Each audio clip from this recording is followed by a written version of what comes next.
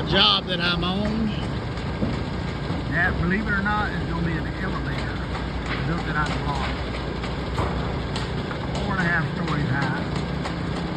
This is going to be a storm shelter, believe it or not. The rest of the building will not be attached to that. So when a tornado comes through here, everything will blow away except for storm shelter.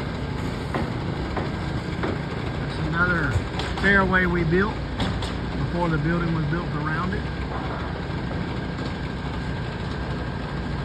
There's another storm shelter, stairway we built, and the building's being built around it now. It was just easier to do it like that. They just now poured this concrete a few hours back, and it's already drying. They're cutting the joints. And we built this stairway,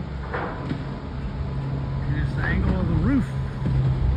It has a 5th floor on it, so they can go out on the roof, and over here is a ball field, so they can go out and watch. The students can go out and watch. There's a baseball field behind those trees, and over there is a soccer field right there.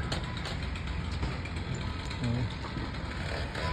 they play soccer there, baseball there. I'm hoping to catch a home run ball one day, hopefully from our side, from Alabama. And there's another stairway that we built, and now they're building the building around it right there. And this job is a mud hole, but this clay dries quick right here. Won't take long for it to dry. Just thought I'd share it with y'all.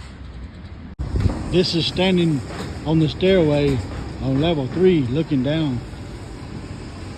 They're framing this building. This is like 2 stories high so far.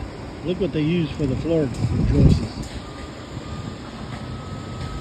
All it is 2x4s nailed together with them metal plates. First time I've seen that particular way to do it.